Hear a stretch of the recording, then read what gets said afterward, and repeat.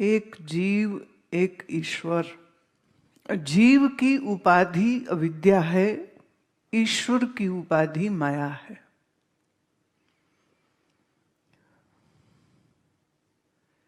इस बात का विचार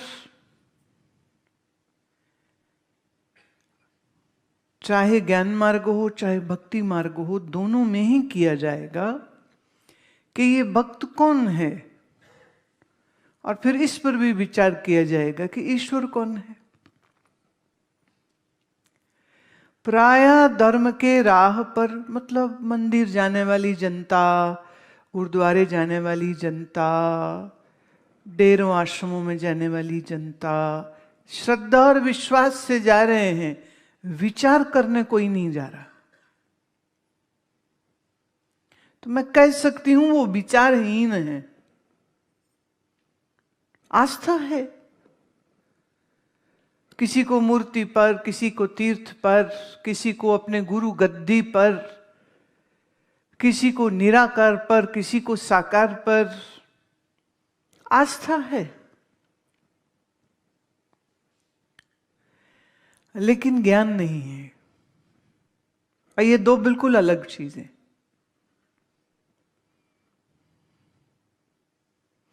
आस्थावान सब धार्मिक लोग, सब मजहबी लोग, सब सांप्रदायिक लोग हैं, मुझे उसमें कोई शंका नहीं है। पर मेरा प्रश्न यह है कि क्या वो ज्ञानवान भी हैं?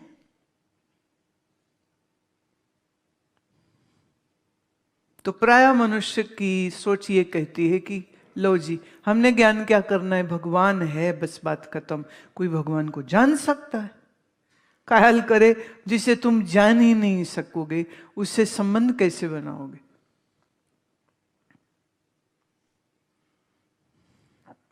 तो मजहबों की लड़ाइयां चलती रहती है। वो कहते मेरा बड़ा तेरा छोटा, वो कहेगा मेरा बड़ा है वो तेरा छोटा है, वो तू किसको मानता है। तो एक दूसरे को नीचे गिराते। धार्मिक जुनून में भरे हुए लोग दंगे तक कर जाते।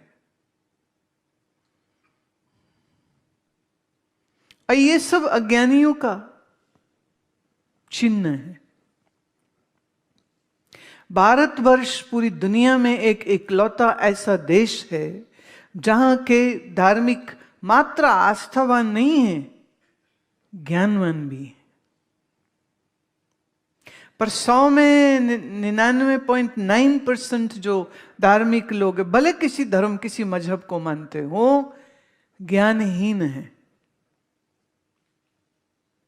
अब ये बहुत बड़ा आक्षेप कर रही हूं मैं, पर तुम किसी से बात क्या करो, तुम अपने आप को ही पूछ लो। जब तक सत्संग सुना न था तब तक क्या जानते थे? कैसे कैसे भ्रम, कैसे कैसे अंधविश्वास, ईश्वर के बारे में कैसी कैसी मान्यताएं चलती। रामकृष्ण के भक्त आपस में लड़ेंगे, शिव शक्ति के भक्त आपस में लड़ेंगे, निराकार साकार वाले आपस में लड़ेंगे, और गुण दोष एक दूसरे का निकाल के अपनी ईगो ट्रिप पूरी करते हैं। वेदांत आपको आस्था करने को नहीं कहता, वेदांत आपको विचारवान बनाता है। उपनिषद आपको ये नहीं कहते now believe that there is God ना। शास्त्र कहता है, उपनिषद कहता है, विचार कर, क्या ईश्वर है या नहीं है? है तो खोजो, और नहीं भी तब कह सकते हो जब तुम खोज लोगे। बिना खोजे तुम नहीं कह सकते वो नहीं है। अब बिना खोजे तुम ये भी नहीं कह सकते वो है। तो हमारा वेदांत शास्त्र जो है आपको दोहरा ज्ञान देता है, दोनों का ज्ञान देता है। तुम कौन हो इसका भी, और परमात्मा कौन है इसका भी। आस्था का, विश्वास का कोई इसमें लेना देना नहीं है। अभी तक के सब सूत्रों में यह बिल्कुल स्पष्ट हो चुका है। अब आप में बहुत लोग जो बिल्कुल पहली बार वेदांत को सुन रहे हैं, तो मैं कहूंगी आपकी अच्छी शुरुआत हो रही। जो मैं बोल रही हूं वो मुश्किल लगे तो भी सुनते रहना, क्योंकि ज्यों ज्यों सुनोगे त्यों त्यों तुम्हारी बुद्धि का विकास होगा। और फिर धीरे धीरे ये सारी बातें एकदम स्पष्ट हो जाएंगी तुम्हें।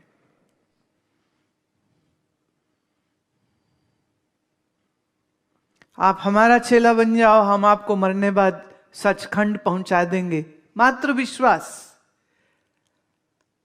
आप कृष्ण राम को पूज लो, मरने के बाद उनके लोक में प्रवेश हो जाएगा, मात्र विश्वास। आपको कोई विश्वास रखना, मुझे उसमें कोई आपत्ति नहीं है, लेकिन ये अद्वैत ज्ञान, ये वेदांत कहता है कि विश्वास से पूर्व उसकी परीक्षा होनी चाहिए। भाई आप एक कपड़ा खरीदने जाते हो तो कपड़े की कितनी परीक्षा, 10 दुकानें जाते हो, भाव तोल करते हो, सामान देखते हो। आप एक सब्जी खरीदने जाते हो, आप सब्जी की गुणवत्ता देखते हो। अब कोई खराब हो चुके फंगस लगे हुए टमाटर बेचे तुम्हें, तुम ले लोगे क्या? तो आपकी बुद्धि पैसा कमाने में कितनी अकल लगाती है, शॉपिंग करे कितनी अकल लगाती है, पर जहां धर्म का मामला आया वहां कहते अकल तो रहने दो, हम विश्वास करते। वेदांत कहता है विश्वास की आवश्यकता नहीं है, ये परीक्षण का विषय है, ये जानने का विषय, ये ज्ञान प्राप्ति का मार्ग है। अब ये जो ग्रंथ है दृग् दृश्य विवेक, इसमें प्रमुखता से तुम कौन हो इसका विचार है, ये मैं क्या है इसका विचार है। जब भी कोई कहे मुझे ईश्वर को मिलना है, तो पहला प्रश्न हम ये करेंगे, फॉर एग्जाम्पल आप किसी बड़े ऑफिसर के या किसी सीएम के चले जाओ ऑफिस और आप कहो कि जी मुझे सीएम को मिलना है, तो वह आपसे पूछेंगे आप कौन हो, और तुमको पता नहीं। कहां से आए हो, तुमको पता नहीं। किस काम को आए हो, कहो पता नहीं। तो आपको चीफ मिनिस्टर से मिलाया जाएगा या भगाया जाएगा ऑफिस से? अब आप ईश्वर को जानना चाहते हैं, ईश्वर को मिलना चाहते हैं, तो ये प्रश्न पूछा जाएगा आप कौन? वो बच्चे गेम खेलते, नॉक नॉक आवाज आएगी, हुज देयर, कौन हो तुम? ये जो ईश्वर को मिलने की इच्छा रख रहा है, ये कौन है? आप कौन हो? तो जब आपको आपकी होश आएगी तब आप ये अगला स्टेप कर सकते हो कि ईश्वर क्या है। ज्यादातर लोग यही समझते, धर्म मतलब विश्वास करो, धर्म मतलब आस्था करो। हाँ, पर यह धर्म की सही व्याख्या नहीं है। धर्म है जब आप प्रश्न करते हैं, अब जब जानना चाहते हैं, प्रश्न उठे, को हम, मैं कौन हूं?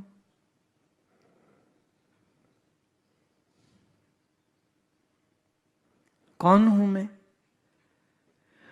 इस ग्रंथ में दृग् दृश्य विवेक के इस ग्रंथ के सारे श्लोकों में एक ही का विचार होगा। बीच बीच में थोड़ा सा और भी विषय आएंगे, जैसे अब 13वें श्लोक से विषय थोड़ा सा बदलेगा, पर प्रमुख विषय क्या है? आत्मज्ञान।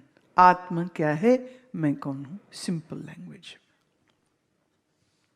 13वां श्लोक, शक्ति द्वयम हिमायया विक्षेप आवृत्ति रूपकम विक्षेप शक्तिर लिंगादि ब्रह्मांडांतम जगत सृजेत। कह रहे इस माया शक्ति के दो रूप है। शक्ति द्वयम, द्वयम मतलब टू, एकम द्वयम त्रीणी, अभी देखिए ये हमारी जो संस्कृत की गिनती है ना, थोड़ा इससे भी परिचय करिए। 2 में वो बात नहीं जो द्वयम में है। द्वयम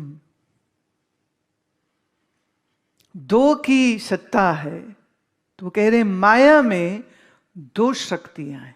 एक विक्षेप आवृत्ति रूपकम, विक्षेप उत्पन्न करती है।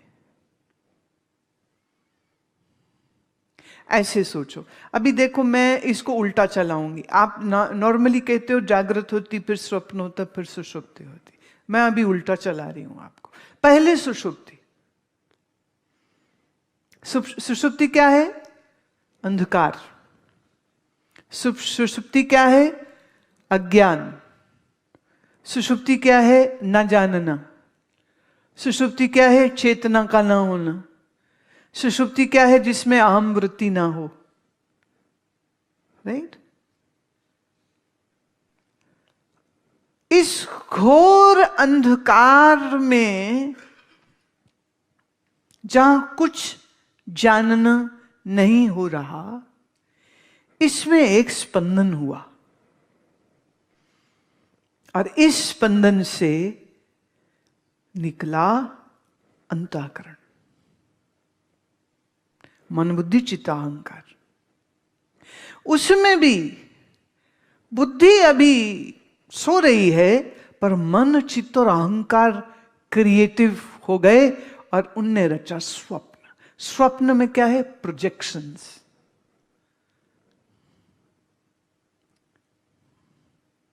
प्रोजेक्टर समझते हो? आज भी सिनेमा हॉल में प्रोजेक्टर यूज होता है। प्रोजेक्टर पीछे लगा है, फिल्म रखी जाती है, उसमें से रोशनी गुजरती है और सामने पर्दे पर आपको सब दृश्य दिखता है और साथ में आवाज जो है वो आती। पहले जमाने में वॉइस का अलग चलता था, पिक्चर का अलग, जिसको हम कहते हैं साइलेंट फिल्म्स। खाली नेगेटिव्स होते थे, फोटोग्राफ्स हैं, म्यूजिक अलग से बजते थे।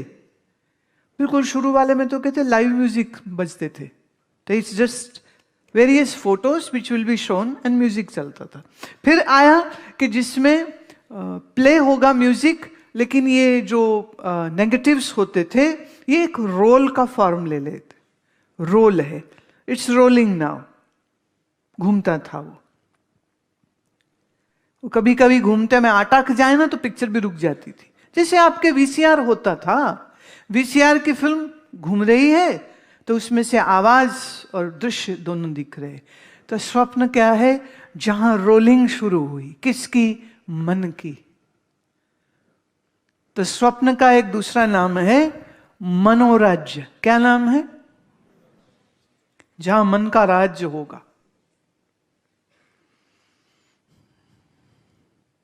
मन का एक बैंक है जिसे हम कहते चित्त। तो हमारी 5 ज्ञान इंद्रियों से, कर्म इंद्रियों से जो कुछ हमने भोगा है, उसकी एक कॉपी, उसकी एक इमेज, मेमोरी बैंक स्टोर रहती है आपके चित्त में। जो चित्त का ये पिटारा डब्बा खुला और मन का मनोराज्य और प्रोजेक्शन शुरू हो गए। अब आप देखना शुरू हो गए चीजें।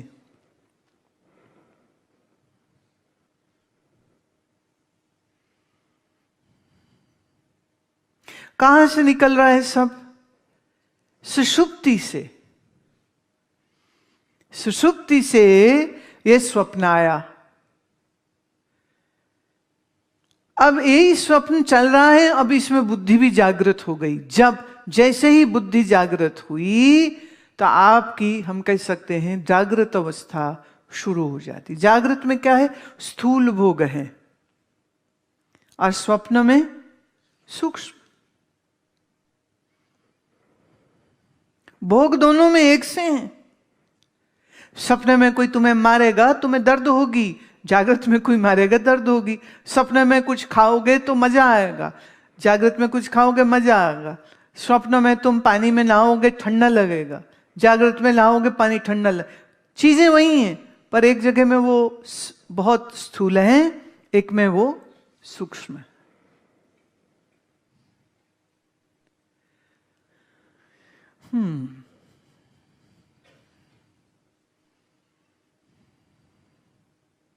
तो ये सारी जागृत अवस्था क्या मन की प्रोग्रेशन और मन की ही प्रोजेक्शन नहीं है?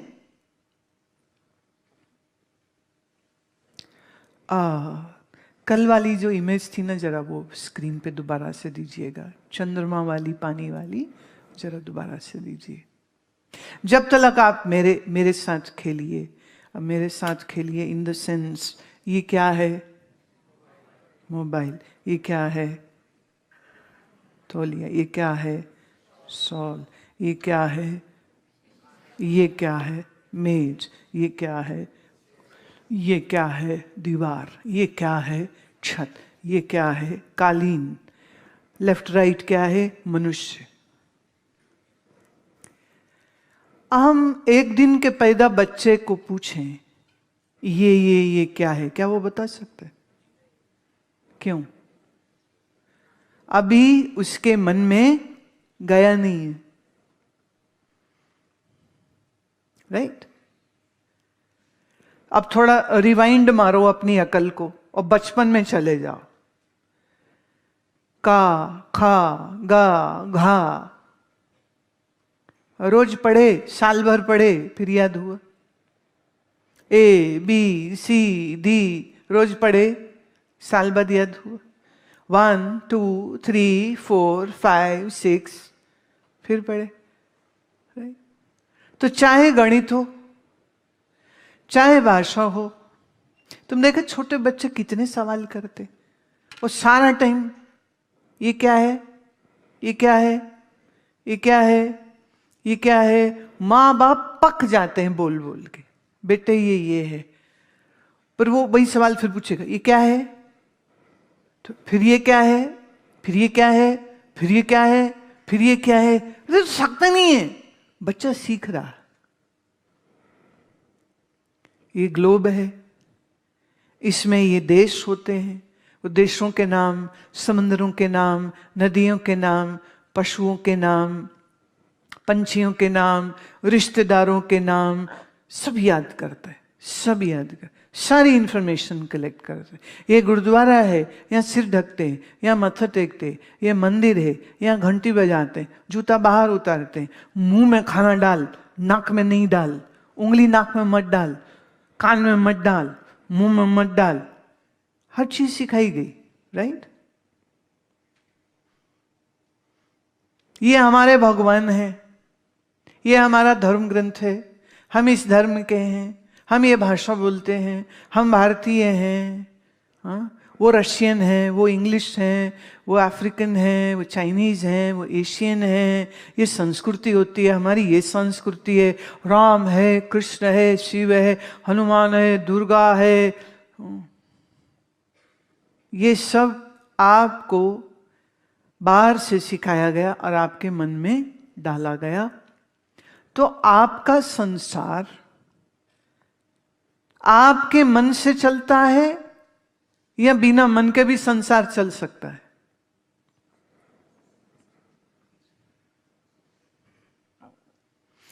एक नवजात बच्चे को, जिसका अभी जन्म हुआ हो, उसको आपके सामने हम बैठा दें, तो आप पूछें कि ये बताओ, ये हिंदू है, मुस्लिम है, सिख है, ईसाई है, यहूदी है, कौन है? बता सकते हैं? ये किस गांव का, किस शहर का, किस देश का है, क्या आप बता सकते हैं?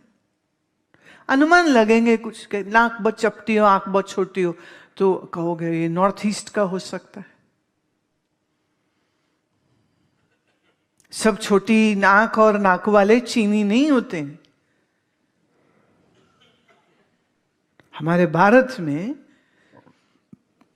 मिजोरम, नागालैंड, इन प्रदेशों में, अरुणाचल प्रदेश, भारतीय हैं वो, पर उनका नयन नक्श जो है वो उतना प्रोमिनेंट, बड़ा नाक नहीं है, बड़ी आंखें नहीं है, पलकें बहुत बड़ी नहीं है, शरीर उनका आकार जो है, हाइट थोड़ी छोटी होती है। लेकिन जब आप पूछते हैं, पूछना चाहिए कहाँ के हैं, अरुणाचल के हैं, नागालैंड के हैं, कोहिमा के हैं। हमारा भारत बड़ा सुंदर देश है, यहां अलग अलग प्रकार के लोग मिलते हैं। अच्छा, अब ये जितना सारा ज्ञान है, ये बाहर से भीतर आया कि भीतर से बाहर आया? बाहर से भीतर आया।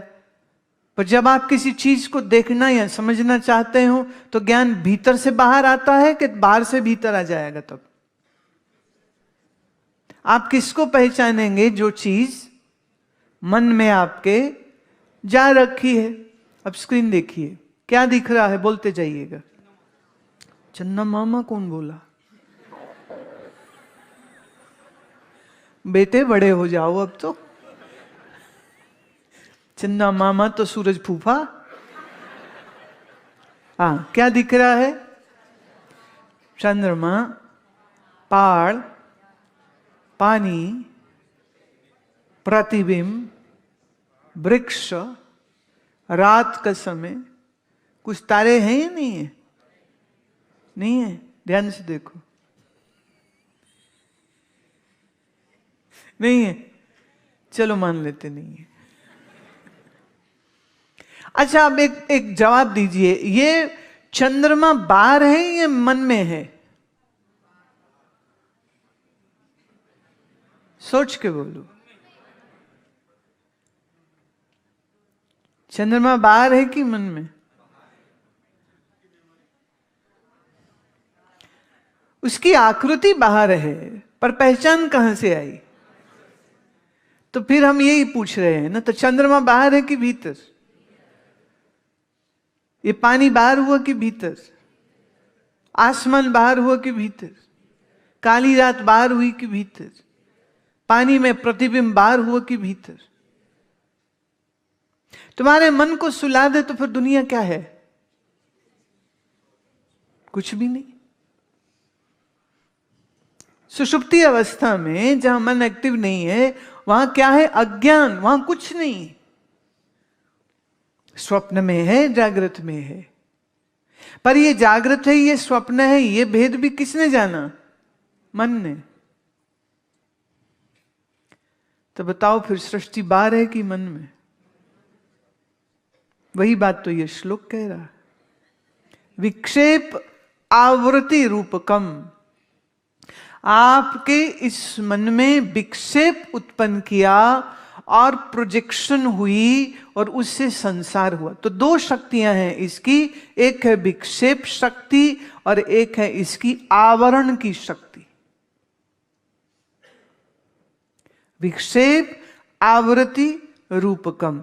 इस माया का रूप क्या है? ये विक्षेप उत्पन्न। विक्षेप का मतलब यहां आप बुरा नहीं मानिए।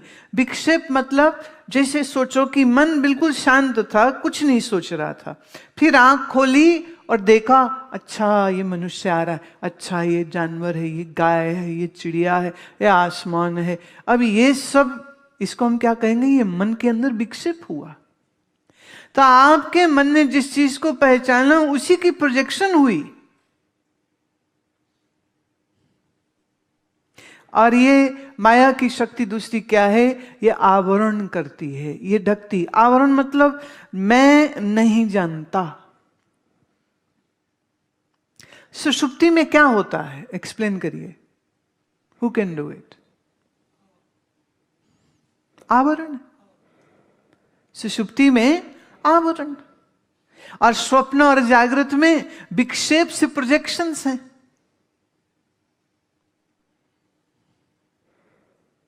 विक्षेप आवृत्ति रूपकम। विक्षेप और शक्ति लिंग आदि, इसी विक्षेप शक्ति से यह लिंग शरीर बनता है। याद है हमने कल गिनाया था लिंग शरीर या सूक्ष्म शरीर, जिसमें 19 तत्व है।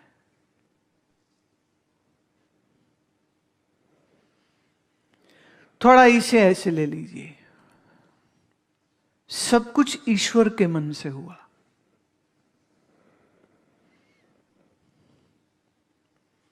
जब मैं कहूं सब कुछ तुम्हारे मन से हुआ तो थोड़ी लगे हैं कैसे, हैं कैसे, फिर लगता है अच्छा जो बाहर देखा था उसका संस्कार अंदर गया। आज हम जब देखते हैं तो अंदर वाले ज्ञान से मैच करके उसको पहचानते। थोड़ा समझाना पड़ेगा। पर जब मैं ये कहूं कि सब ईश्वर के मन से हुआ, इसमें तो कोई संशय नहीं। माया ईश्वर की शक्ति है। अब देखिए, इस ईश्वर की शक्ति से क्या निकलेंगी? दो चीजें, एक विक्षेप, एक आवरण। यूं कह लें, दो सृष्टियां, एक है ईश्वर सृष्टि, एक है जीव सृष्टि।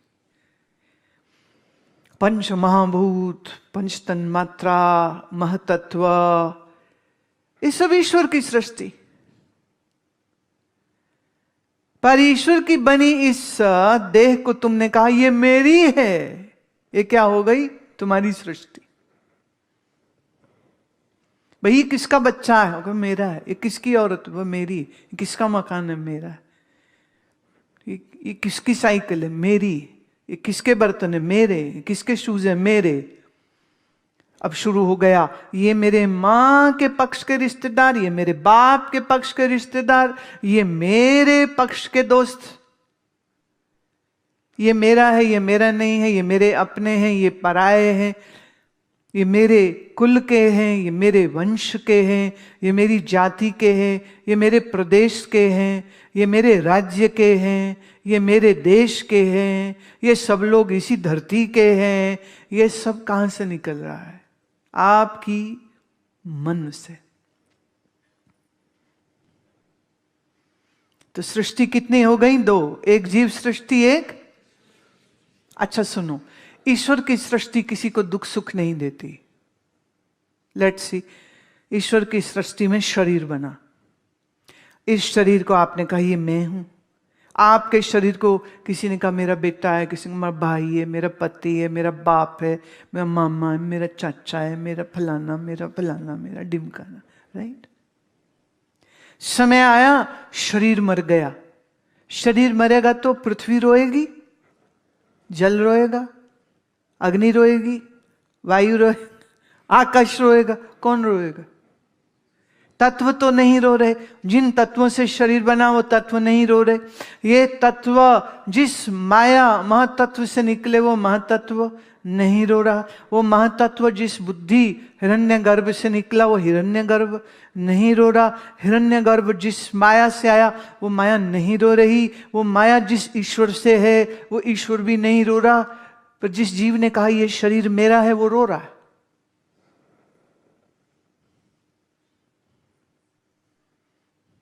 तो रोना ईश्वर की सृष्टि है कि जीव की? ईश्वर की सृष्टि दुख देती है कि जीव की सृष्टि दुख देती? होगी ईश्वर की सृष्टि पंच भौतिक, पर जीव की सृष्टि तो सारी ही मन की है।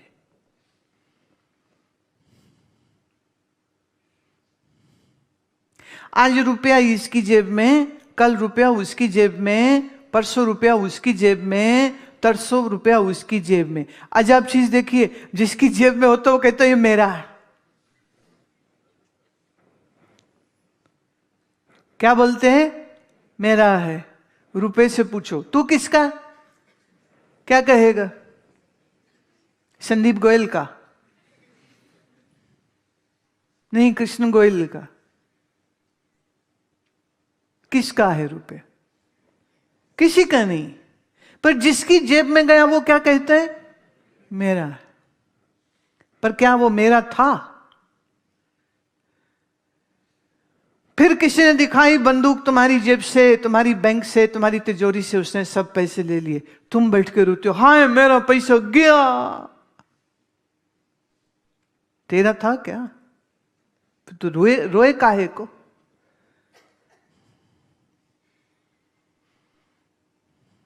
पैसे के जाने का दुख हुआ या मेरा गया इसका दुख हुआ?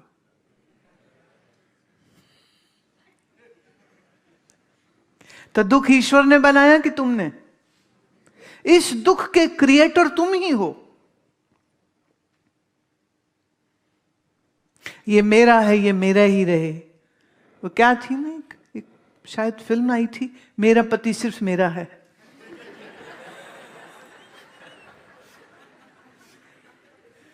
कुछ थी ऐसी, राइट? मेरा पति सिर्फ मेरा है। औरतें मरी जाती हैं इस बात के लिए, मेरा पति कहीं आवा ना चला जाए, कहीं इधर उधर आंख मटक्का ना कर ले, मेरा पति सिर्फ मेरा रहे। पति सोचता है मैं बाहर घूम रहा हूं, पीछे वो पता नहीं क्या गुल खिला रही होगी। एक आदमी ने कहा अपनी माँ से कि माँ मेरी अब शादी का समय हो रहा है तो शादी करो, पर सबसे बदसूरत औरत हो, मोटी हो, नाक पकौड़ा हो, अकल ना हो, बाल उजड़े हो, थोड़ी गंजी हो तो और अच्छा, पेट लटकता हो तो और अच्छा। माँ ने कहा हद हो गई, ये क्या बोल रहे हो तुम, ऐसी औरत से क्यों शादी करोगे तुम? कह रहे इसलिए मेरे सारे यार कमीने हैं, जिस जिस यार की शादी हो गई है बाकी यार उनकी बीवी के बारे में बातें करते हैं, नजर रखते हैं। अगर मेरी बीवी ऐसी बदसूरता होगी कोई उसके बारे में बात नहीं करेगा। मैं सारा टाइम बिजनेस टूर पे बाहर रहता हूं, मेरा मन भी शांत रहेगा, कोई नहीं देखने वाला उसको। तो मुझे मेरे वाली सुंदर नहीं चाहिए, बदसूरत चाहिए।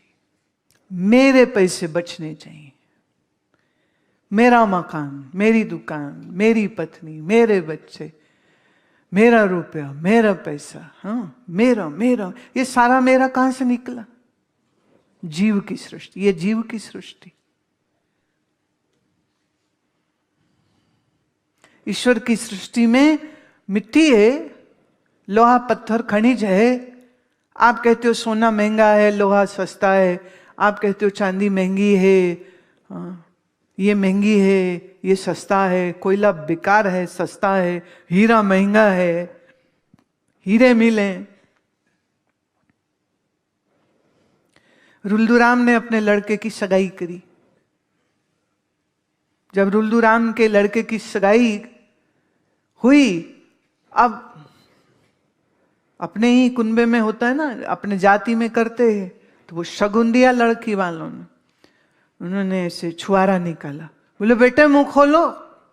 बेटे जी ने मुंह खोला, रुल्दू के लड़के में मुंह में वो न छुआरा दिया, छुआरा दिया।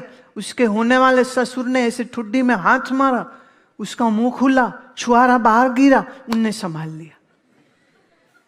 रुल्दू कहता है ये क्या है? कहते ये हमारा पुश्तैनी छुआरा है। पिछली 15 पीढ़ी में यही छुआरा दे दे करके हमारे यहां ब्याह होता है। ये छुआरा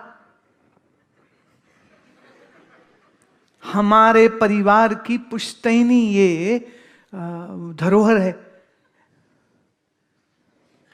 ये कैसे लोग हैं भाई? क्या फायदा? पैसा पैसा पैसा पैसा पैसा पैसा पैसा। जीव सृष्टि किस वजह से? फिर वापिस आओ श्लोक, शक्ति द्वयम ही माया, ये माया की शक्ति है, एक आवरण करती है, अज्ञान अविद्या। दूसरा, इसी की शक्ति से विक्षेप, और उसी विक्षेप से आपके चित्त में संसार का बनना होना चलता रहता है।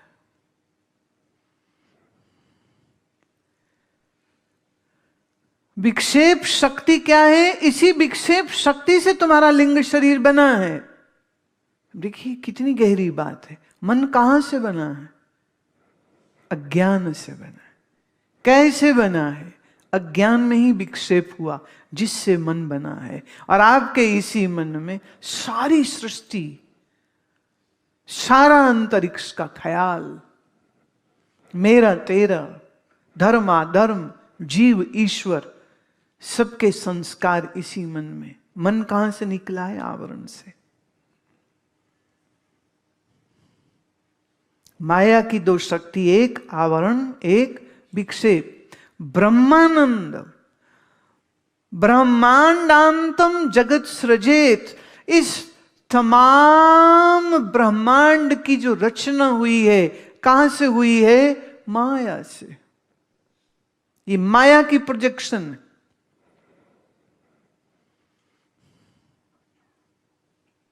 सांख्य योग में हम कहते हैं ईश्वर परमात्मा से माया है, जिसे सांख्य में हम प्रकृति बोलते हैं, वेदांत में उसी को माया बोलते। तो परमात्मा से प्रकृति सत्ता लेकर अपने आप को मल्टीप्लाई कर देती है, और उसी मल्टीप्लिकेशन से अहंकार हिरण्यगर्भ बना, उसी हिरण्यगर्भ से फिर उत्पन्न हुआ महातत्व। महातत्व मतलब द बिग माइंड। फिर इसी महातत्व से हुए पंचमहाभूत, पंचतन मात्रा, फिर पंचभूत, और फिर उन पंचभूतों के पंचीकरण से ये सारी सृष्टि होती।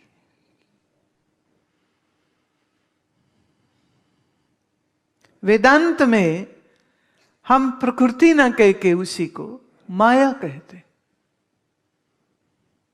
ये माया कहां है? ये ब्रह्म के आश्रित है। माया का आधार कौन? ब्रह्म है। तो ब्रह्म के आधार से ये माया में दो शक्तियां उत्पन्न होती, एक आवरण की और एक विक्षेप की। इसी विक्षेप से ये सब कुछ हुआ है।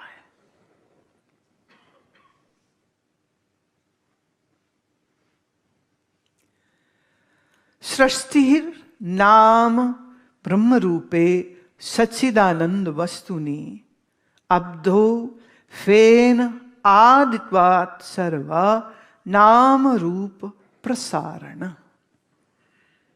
सृष्टि नाम ब्रह्म रूपे, ये जो सृष्टि है, ये जितनी सृष्टि है, ये क्या है? कहते हैं इसमें दो ही चीजें हैं, एक नाम है और एक रूप है। Name and form. कुछ बोल लो, शनि, मंगल, बृहस्पति, चंद्रमा, सूर्य, धरती, क्या है ये? नाम, और इनके कुछ रूप। आकाशीय गंगा, मिल्की वे, अंतरिक्ष, धरती, डायनासोर, हाथी, घोड़ा, पालकी, जय कन्हैया लाल की, क्या है?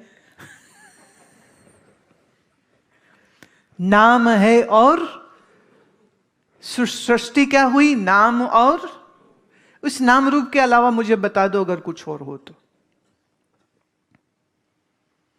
कोई चीज का रूप पहले दिखता है, नाम बाद में पता चलता है। कोई चीज का नाम पहले पता चलता है, रूप बाद में।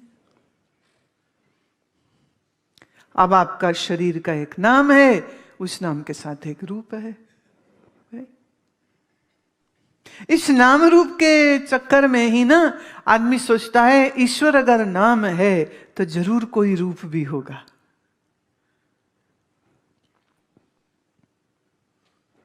नाम है तो रूप भी होगा। अब वो रूप को ढूंढते हैं। अब इसमें कोई कहेगा कृष्ण है, कोई बोले राम है, कोई बोले शिव है, कोई बोले हनुमान है, कोई बोले ये है, कोई बोले वो है, वो कोई बोले नहीं नहीं, कोई रूप नहीं होता उसका। अरूपे अगाधे अगम्य अठम्य, उसका कोई रूप नहीं। पर जिन्होंने ये कहा उसका कोई रूप नहीं है, ये वो लोग थे जिन्होंने पहले ये खोज लिया, जब मेरा ही नाम कोई नहीं, जब मेरा ही रूप कोई नहीं, तो ईश्वर का कैसे हो सकता है? लेट्स से आपका जो भी नाम है, वो नाम शरीर में कहां है?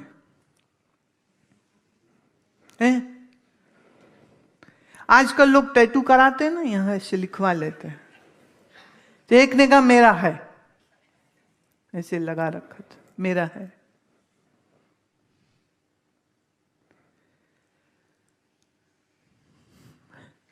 अब वो नाम किसी ने अपने प्रियतम का लिखवा लिया, फिर प्रियतम से लड़ाई हो गई। अब वो कहे ये नाम हटाऊं कैसे?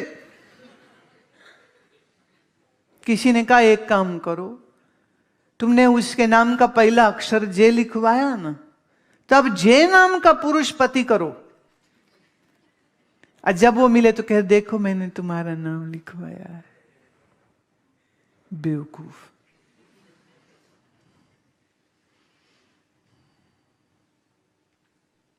नाम शरीर पर कल्पित है या यथार्थ? कल्पित है। आबासा कुछ रख लो, इस शरीर का एक रूप है, पर ये शरीर का रूप है या तुम्हारा? अच्छा चलो, अभी इतनी बात समझने लगे तो ऐसे कर लो, आपके मन का क्या रूप है? काला गोरा, लंबा चौड़ा, मोटा छोटा, नाटा, कैसा है?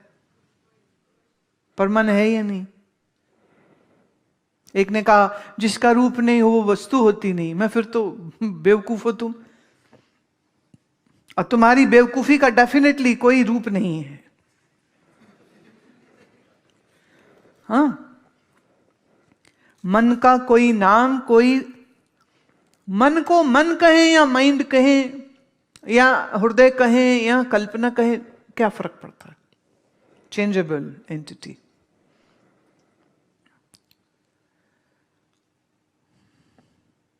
और मैं मन भी नहीं, मैं शरीर भी नहीं, मैं हूं,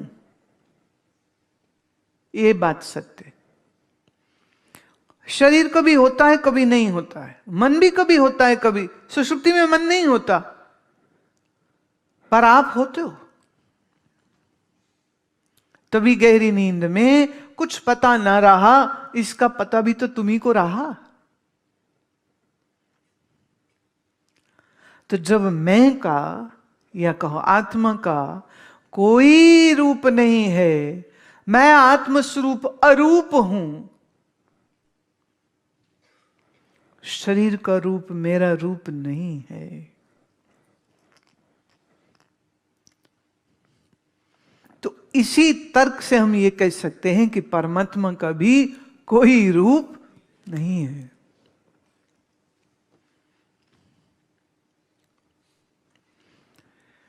जल का अपना रूप कोई नहीं है, पर उसी जल से बुलबुला बनता है, लहरें बनती हैं, झाग बनती है, छोटी बड़ी लहरें बनती हैं, पर है तो जल ही।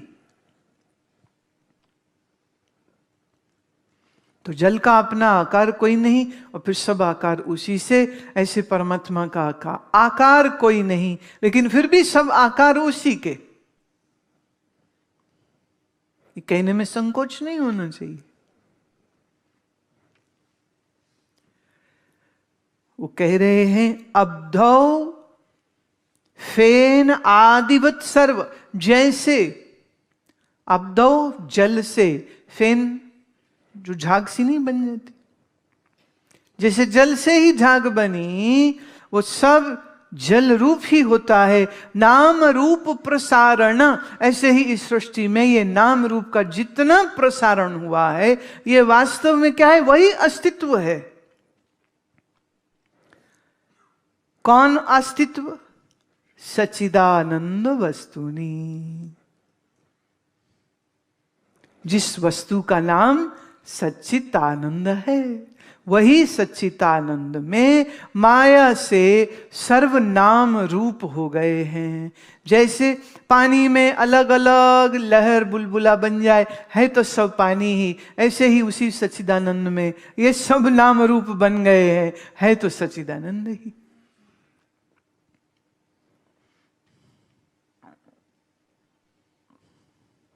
इतनी बात समझ लगी? राइट? सक्षम?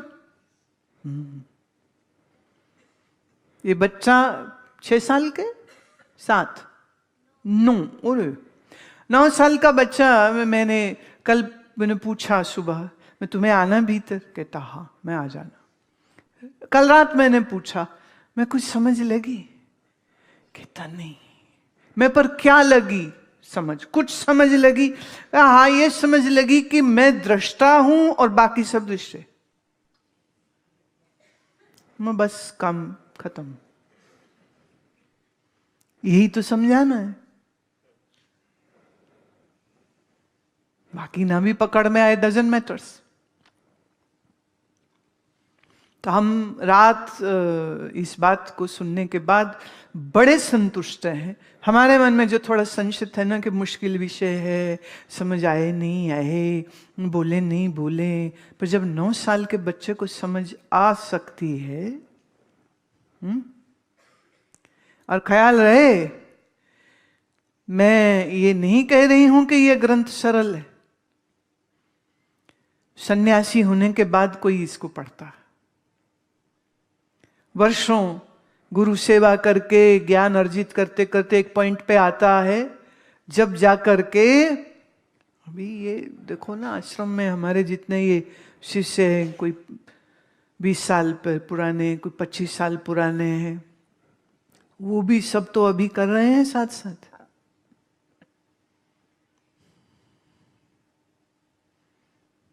ये आप सबका सौभाग्य है कि आप भी इस समय इस सभा में हैं। पर अगर एक 9 साल का बच्चा समझ सकता है तो सब समझ ही जाएगा। तो हम बहुत हल्के हो गए दिमाग से। बड़ी चिंता थी कि अच्छा नहीं लगता ना, कोई कहे उसे समझ ही नहीं आई,